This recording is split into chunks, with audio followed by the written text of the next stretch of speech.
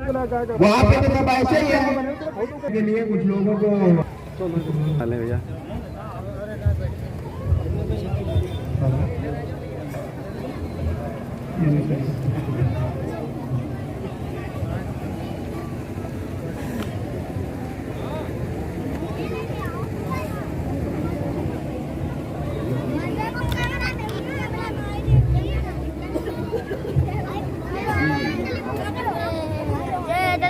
आज के इस कार्यक्रम में उपस्थित सभी साथियों को जो इस कार्यक्रम में पधारे हैं उनका स्वागत तहे दिल से करता हूँ, अभिनंदन करता हूँ। हमने से प्रत्येक के जीवन में उठाने में भगवान को बिजली पासी महाराजा बिजली पासी महाराजा जन्नागरी पासी महाराजा जन्नागरी पासी जोधराव फूले माता रमाबाई भीम आर्मी जिंदाबाद बाबा साहब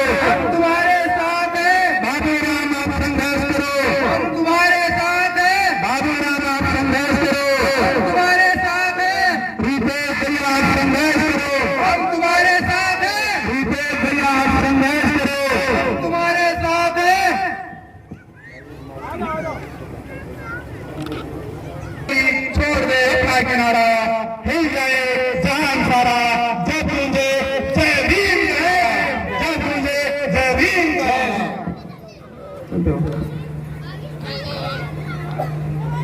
दुनिया को जगाने वाले भीम थे।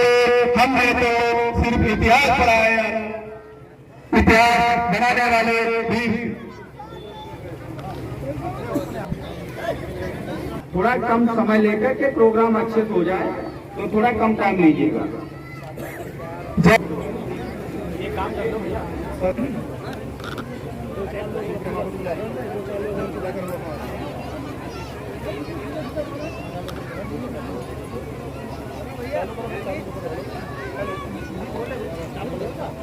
अरे भैया कहाँ बना रहे माइक वाले?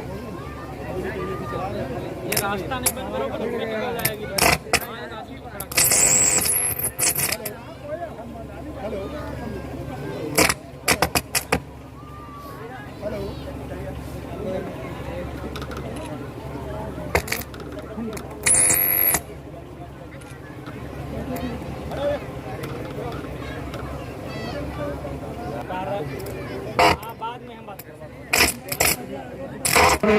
जिला करण वर्मा पासी।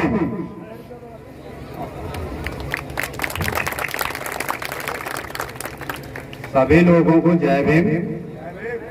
यहाँ पे आए हुए सभी मंचासीन हमारे प्रदेश अध्यक्ष और यहाँ पे हमारे आए हुए बड़े बुजुर्ग, पिता समान बुजुर्गों और नौजवान साथियों, प्यार करने योग्य बच्चों, सभी को हमारा जय भीम।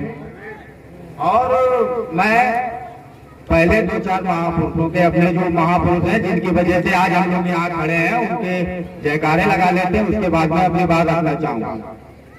बाबा साहब, बाबा साहब, बाबा साहब, फातिमा सेठी,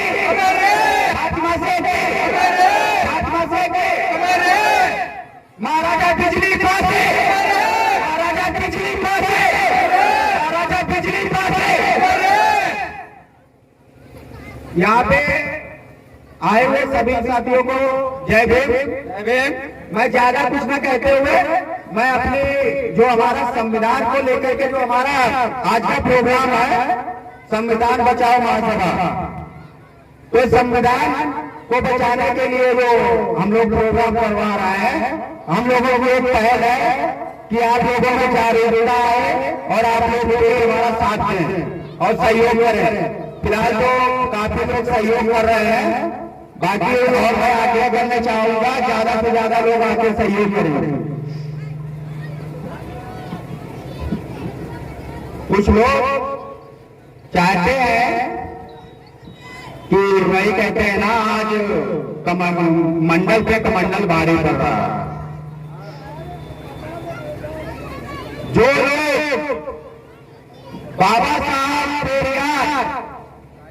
ज्योतिबा फुले के विचारों को मिटाना चाहते हैं, जो लोग बाबा साहब फुले के विचारों को मिटाना चाहते हैं, मुट्ठी भर लोग समंदर को सुनाना चाहते हैं, टुकड़ों के लोगों में बटे हुए, टुकड़ों के लोगों में बटे हुए और हमारे संविधान को मिटाना चाहते हैं।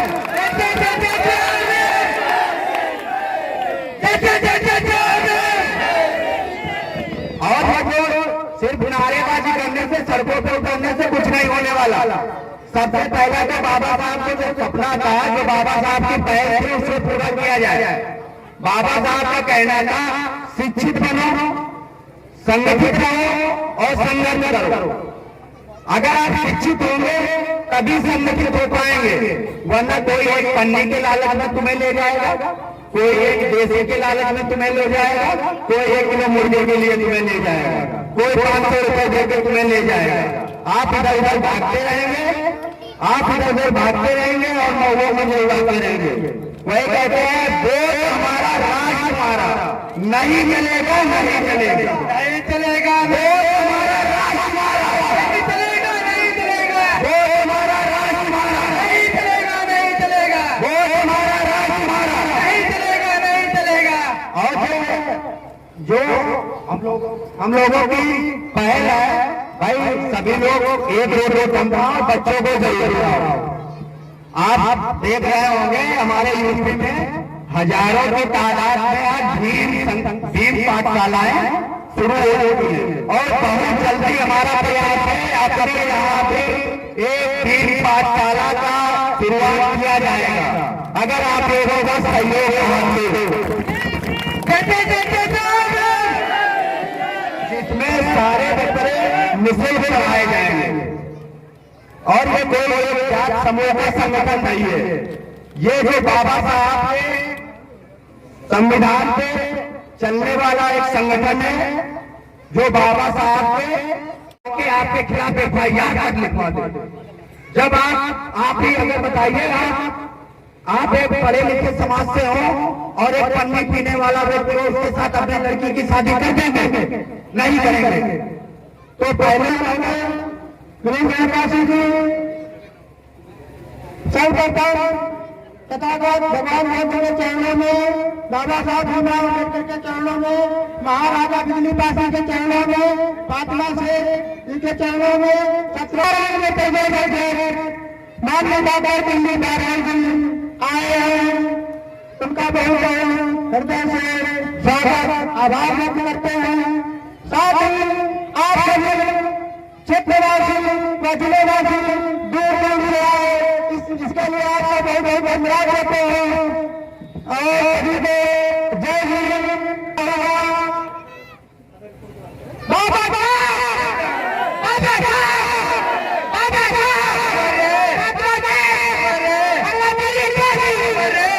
दिल थाम कर बैठे साथियों, जिनका हमें काफी टाइम से इंतजार था, अब इंतजार की घड़ियां खत्म हुई। स्टेज पर जो पधार रहे हैं उनके चारों तरफ गुणगान माल्यार्पण करेंगे राम बाबू काशी, जसवंत कुमार, रितेश काशी, राम तिवारी, मनोज कुमार, संदीप हिरफिया,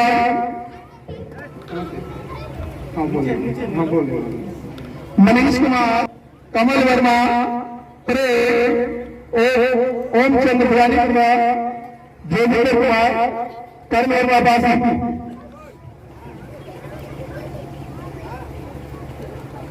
सभी साथी मंच पर इकट्ठा होकर हमारे मुद्दे बिजली का माल्यार्पण करें।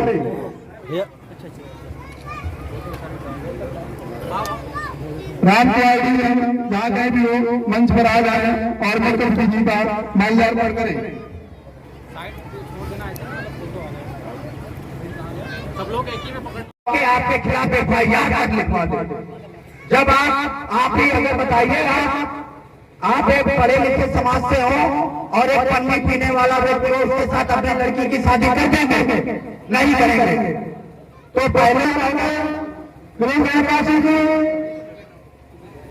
सर्वप्रथम तथागत भगवान बुद्ध के चरणों में, बाबा साहब भीमराव अम्बेडकर के चरणों में, महाराजा बिजली पासी के चरणों में, फातिमा शेख जी के चरणों में, सत्रह में पैदल बैठे माननीय बाबा दिल्ली महाराज जी आए हैं। उनका बहुत हृदय से स्वागत आभार व्यक्त करते हैं। साथ ही आप सभी क्षेत्रवासी व जिलेवासी दूर दूर से आए, इसके लिए आपका बहुत बहुत धन्यवाद देते हैं। और सभी को जय हिंद।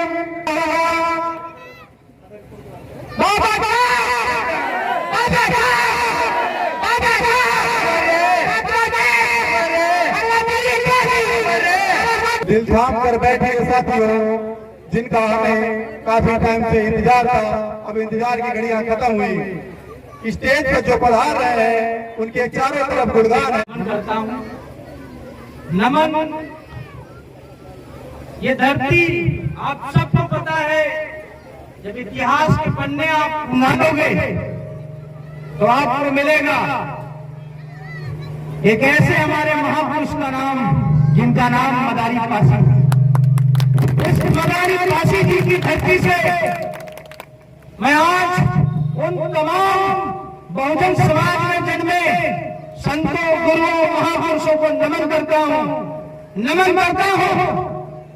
पासी समाज के चक्रवर्ती समाज महाराजा बिजली पासी को, महाराजा चीता पासी को, महाराजा छाता पासी को, महाराजा सुहेलदेव पासी को, हमारी माँ उदय देवी पासी को तथा इस देश को संविधान देने वाले संविधान निर्माता बाबा साहब को, इस समाज के बहुजन समाज को हुक्मरान बनाने वाले महामानव मानवर काशीराम साहब को, महिलाओं के लिए शिक्षा में अग्रणी कार्य करने वाली माता ज्योतिबा फुले को, माता फातिमा शेख को, इन सभी महापुरुषों को जिन्होंने इस समाज को जगाने के लिए, इस समाज को अपने हक अधिकार दिलाने के लिए अपने जान की आहुति दी, उन सबको भीम आर्मी संगठन की ओर से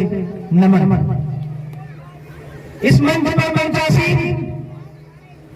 आपके जिला संयोजक माननीय नीलेश कनौजिया जी, हमारे पूर्व के जिले के प्रभारी इमरान भाई अभी हमारे मंडल में कार्यरत हैं, हमारे बगल में खड़े हुए हमारे ज्ञानचंद जी तथा अमरीश भाई, एवं आज आप सबके बीच में खड़ा हूं कुछ अपने नए साथियों की वजह से। जैसे कि आप सबको पता है कि अगर यहाँ पर आया हूं तो उसमें सबसे बड़ा योगदान हमारे छोटे भाई करण बासी का, हमारे छोटे भाई राम बाबू बासी का, हमारे लाखन सिंह रावत जी का, मिशनरी गायक पंकज बौद्ध का, नवल किशोर जी, जोगिंदर जी, विकास वर्मा जी, संदीप कुमार उर्फ लालू जी, एवं इन सभी के इस पंडाल में बैठे हुए गार्जियन, चाहे वो पिताजी हो चाहे चाचा जी हो, आप सभी को मेरा क्रांतिकारी जय भीम। बड़ी खुशी है, समय जरूर जरा लेट हुआ क्योंकि थोड़ा कार्यक्रम में व्यस्तता हुई और कई जगह इधर उधर कार्यक्रम जाना आना पड़ा, इसलिए आपने काफी देर इंतजार किया, इसलिए माफी चाहता हूँ।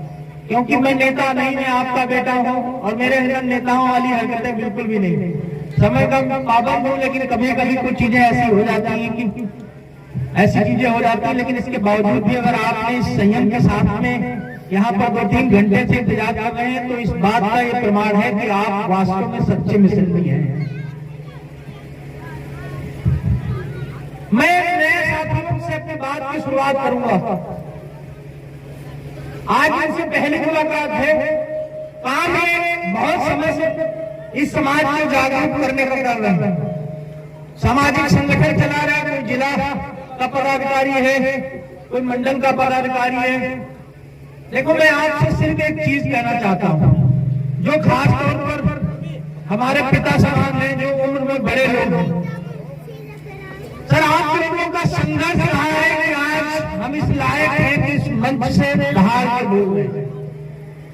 मैं आपसे एक और प्रार्थना करना चाहता हूं कि जो छोटे भाई हमारे हैं, इनमें लड़ने का बड़ा जुनून है। आप इनको एक बार आशीर्वाद देके देखिए, खुले तौर पर दोनों हाथों से इनको आशीर्वाद देखिए। मैं आपसे वादा करता हूं कि ये आने वाले समय में नया इतिहास लिखेंगे।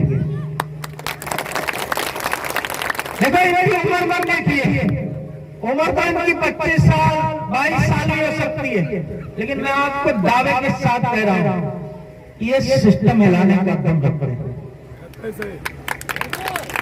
क्योंकि वो सामाजिक संगठन चलाता है। मैं हमेशा मन से कहता हूं कि जब तक ये समाज इकट्ठा नहीं होगा, जब तक ये समाज एक बैनर के तले नहीं आएगा, ये बिखरा हुआ समाज कभी भी इमरान नहीं बन पाएगा।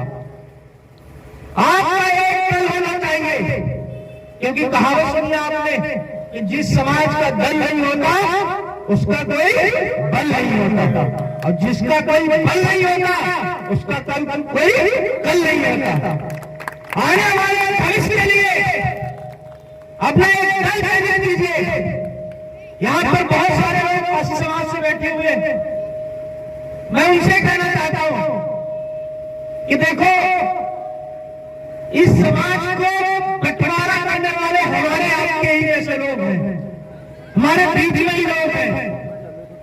आपको ऐसे लोग भी मिल जाएंगे जो आपको बंधवाएंगे कि इस संगठन में मत शामिल हो, ये किसी एक जाति विशेष का है। तो मैं आपसे कहना चाहता हूं, अगर जाति विशेष का होता तो एक पासी समाज में जन्मा ये गरीब परिवार का लड़का आज प्रदेश अध्यक्ष होता क्या? आप बताओ, होता क्या? अगर भाई चंद्रशेखर आजाद जी ने, भाई जनरल जी ने एक पासी समाज में जन्मे लड़के को इस प्रदेश का प्रतिनिधित्व दे दिया, इसका मतलब जो बात कहते हैं बड़े बड़े मंचों से कि जिसकी जितनी संख्या भारी उसकी उतनी हिस्सेदारी।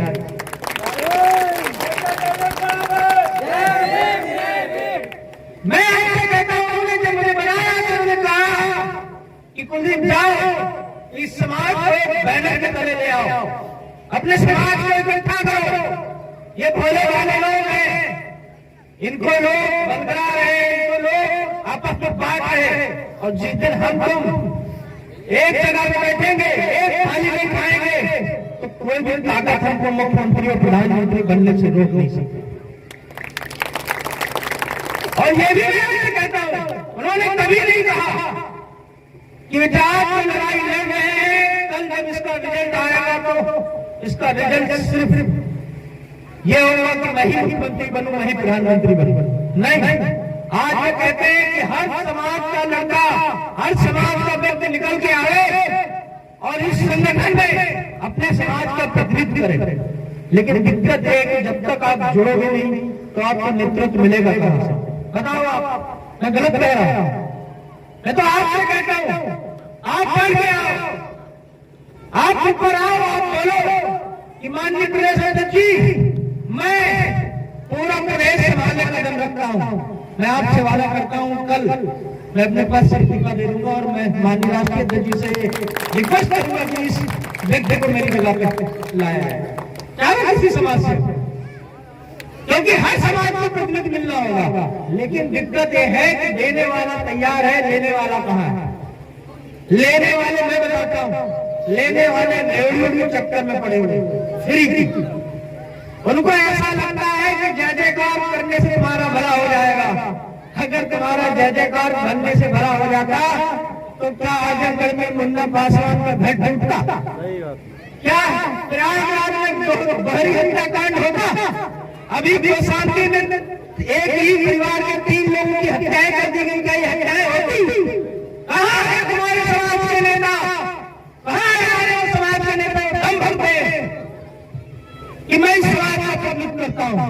आप बताओ, अगर एक भी नेता बोला हो तो मैं कल से उस नेता के साथ चलना स्वीकार करूंगा। बोला कोई नेता?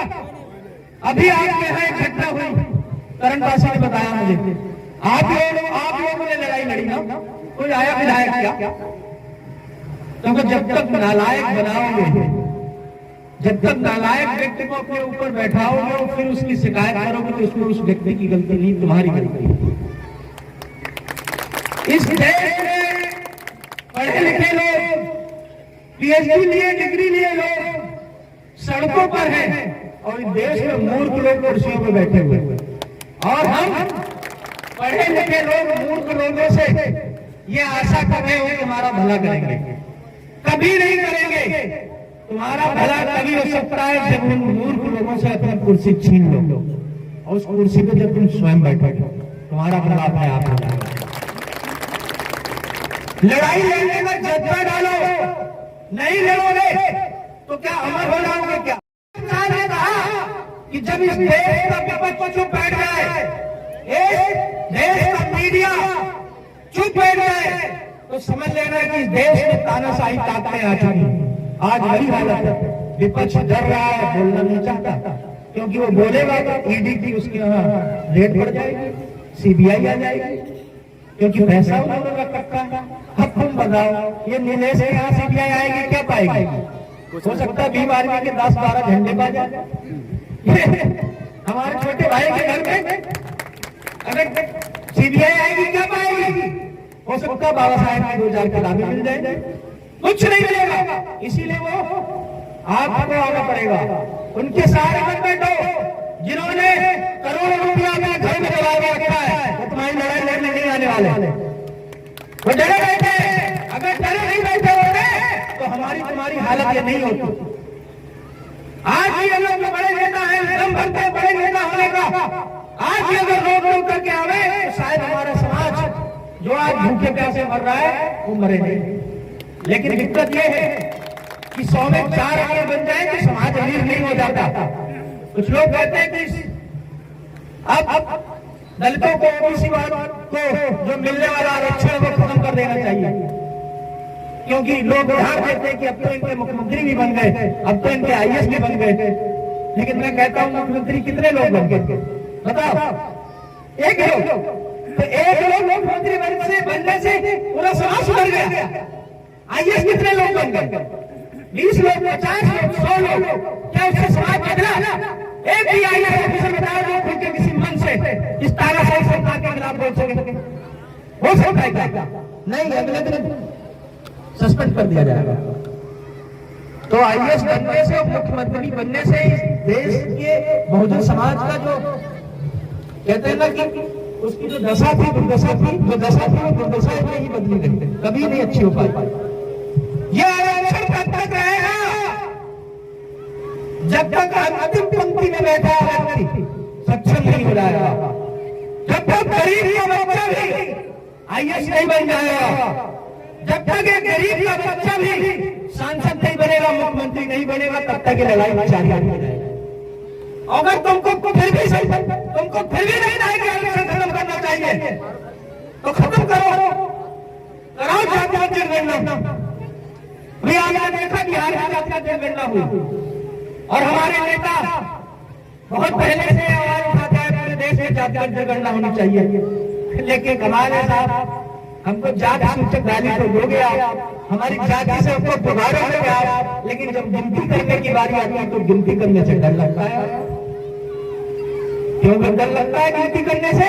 क्योंकि तुमको पता है कि जिस दिन ये समाज ये जान जाएगा कि हमारी संख्या 85% है, उस दिन ये जाग जाएगा, और जिस दिन ये जाग जाएगा उस दिन हम भाग जाएंगे। तो इस भागने के डर से आपके आंकड़े छुपाए जा रहे हैं, लेकिन कोई नहीं, मुर्गा कब तक खैर बनाएगा? कटना तो तुमको है, चाहे अभी कट लो चाहे थोड़े दिन बाद काटो। समय आएगा इस समाज में जब तक शिक्षा आती रहेगी, जितने शिक्षा लेकर लोग आते रहे वो अपने महापुरुषों की किताबों को पढ़ते रहे, ये समाज और जागरूक होता रहेगा। साथियों, इन्होंने सोचा था कि तमाम महापुरुष इनको दफन कर दिया जाएगा, इनको कहीं खंडहर में दफना दिया जाएगा, जिससे कि समाज को कभी पता ही नहीं चल पाए कि कोई उधम सिंह नाम का सरदार भी हुआ करता था जो जनरल डायर को लंदन में जाकर गोली मार आया था। उनको लगा कि जिस दिन आप सरदार उधम सिंह को जान जाओगे आपके अंदर भी चेतना पैदा हो जाएगी। इनको लगा कि अगर हमने माता उदा देवी पासी के बारे में इनको बताया तो ये जागृत हो जाएंगे। वो उदा देवी पासी जिन्होंने लखनऊ में 72 अंग्रेजों को सर कलम कर दिए। आपके इतिहासकारों को, आपके महापुरुषों को दफना दिया, लेकिन ये भूल गए थे कि एक ऐसा दौर आएगा जब हमारे और हमारे भाई भाई जैसे लोग, पढ़े लिखे लोग आएंगे, अपने महापुरुषों को खोजेंगे और जब उनको पढ़ेंगे तो उनका खून उबाल मारेगा, और जो खून उबाल मारेगा तो ये सबका परिवर्तन के लिए रोडों पर ऊपर आएंगे। और साथ दौर आ गया है। आज भीम आर्मी भाई चंद्रशेखर आजाद जी के नेतृत्व में, बड़े भाई राष्ट्रीय अध्यक्ष नरेंद्र सिंह जी के नेतृत्व में पूरे देश में 27 राज्यों में पहुंच चुकी है। आने वाला कल मैं हरदोई से आप सबके बीच ये कहना चाहता हूँ, आने वाला कल भीम आर्मी का है, बात जाके किसी किताब में लिख लेना।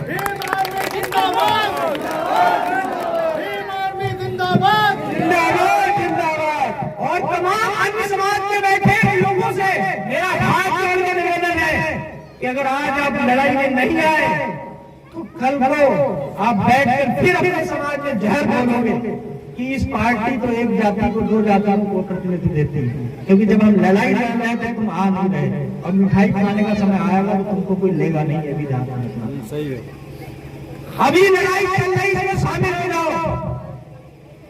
शामिल मैंने कहा नहीं आपसे, पीछे मैंने कार्यालय पेन से वही बात की, आज भी कहना चाहता हूँ।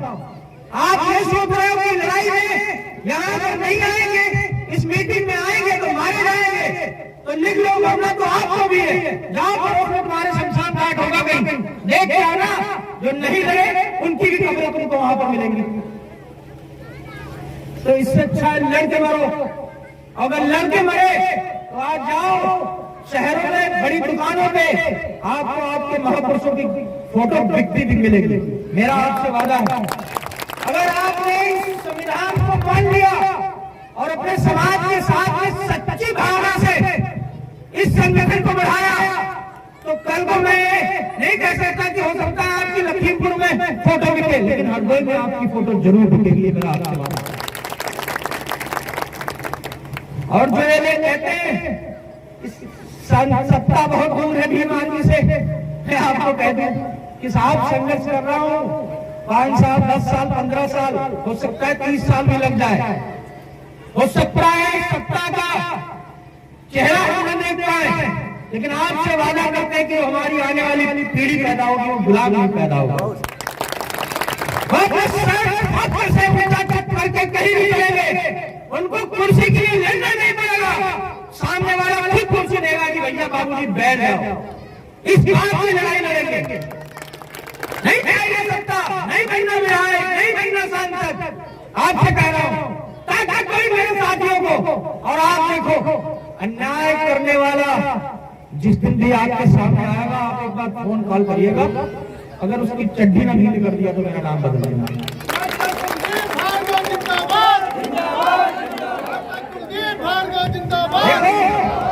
मेरी बात ये ध्यान रखना, हम उस खानदान में पैदा हुए, उस समाज में पैदा हुए जिसके महापुरुषों ने और जिसके पूर्वजों ने इस देश में अपनी लाठियों के दम पर, अपनी तलवारों के दम पर बड़े बड़े योद्धाओं के तख्ते पलट दिए, बड़े बड़े राजाओं के तख्ते पलट दिए। और इस देश में चुनाव की ईवीएम वोट से सत्ता में आने वाले लोग इस रौब में है कि हम बहुत बड़े तीरंदाज है साहब। जब हमने बड़े बड़े राजाओं को हराया, तुम तो हमारे सामने चूहे हो। हाथ लगाओ किसी से, अपने अंदर आको कि तुम क्या हो। मैंने कहा कि हर वो व्यक्ति इस पंडाल में बैठा है, चाहे उसकी उम्र 15 साल हो चाहे 25 साल, सिस्टम मिलाने की ताकत आपके अंदर। मैं आपको बताऊं, मूर्ख आदमी से ज्यादा बहस नहीं करना चाहिए आपको, क्योंकि कहावत सुना है, संघ और मूर्ख आदमी जो है फूकने से बचता है, समझे। तो ना शंख बजाने वाले के साथ रहना है, ना मूर्ख आदमी के साथ में रहना है, नहीं तो फूकने से आप बचते रहोगे। आपको ऐसे व्यक्ति के साथ रहना है जो आपकी लड़ाई लड़े। ये हमारे छोटे भाई जो आपको कभी भी कोई समस्या होती है तो अपना काम भार सब कुछ छोड़ करके आपके बीच में आते हैं। आप इनको ताकतवर बनाओ, बनाओ इनको ताकतवर। मैं आज आपको ताकत देता हूँ, किसी दुस्साहसी की ताकत नहीं। अगर वो कभी भी आपको अत्याचार करेगा, फाल उधेड़ देंगे। भाई चंद्रशेखर आजाद जी के छोटे से कारवा के लड़के आज हरदोई में बहुत व्यापक रूप ले लिया। मैं राम बाबू से, करण भाई से, सबसे और अपने सभी यहाँ के साथियों से, इधर आओ, ये देखो, ये छोटा भाई, इसका शरीर देखो। कुछ लोग कहते हैं 56 इंच का सीना, ये असली वाला सीना। और सुनो, 56 इंच का सीना लेने से कुछ नहीं होता, उसके अंदर 100 ग्राम का शेर वाला जिगर भी रखना जरूरी है, सीने से कुछ नहीं होने वाला। ये देखो, तुम लाओ मैदान में कभी देखो, हाथ दिखाओ तुम ऐसे। ये देखो, ये वही हाथ है साहब जिनके पूर्वज चमड़ा उतारने का काम करते थे। मत गलत फहमी में पड़ो, बताना देखो, जब जाना तो बताना, इन्हीं हाथों से मेरे बाप दादाओं ने चमड़े खींचे। औकात में रहो, सामने आओगे तो तुम तो इंसान हो, तुम्हारी खाल पतली होती है। आप सबसे वादा करता हूँ अपने इन भाइयों से, अगली बार एक बड़े कार्यक्रम की तैयारी करो। इतना बड़ा कार्यक्रम अब कोई रोकने की कोशिश भी करे तो उसके दरवाजे से निकालना, अगली बार आपके घर से नहीं निकलेगा। ये मेरा आपसे बहुत जल्द मैं आप सबसे ये उम्मीद करता हूँ कि अगली बार जब आऊंगा तो जहां तक मेरी नजर जाए वहां तक सब नीला नीला मुझे दिखाई दे। बहुत बहुत धन्यवाद आप सब ग्रामवासियों का, अपने इन छोटे भाइयों का। आप सबसे मैं विदा लेता हूँ कि कल भाई चंद्रशेखर आजाद जी का धाम बिजनौर में कार्यक्रम है, मुझे अभी आपके यहाँ से ट्रेन पकड़नी है रात में, मैं वहां के लिए निकल जाऊंगा।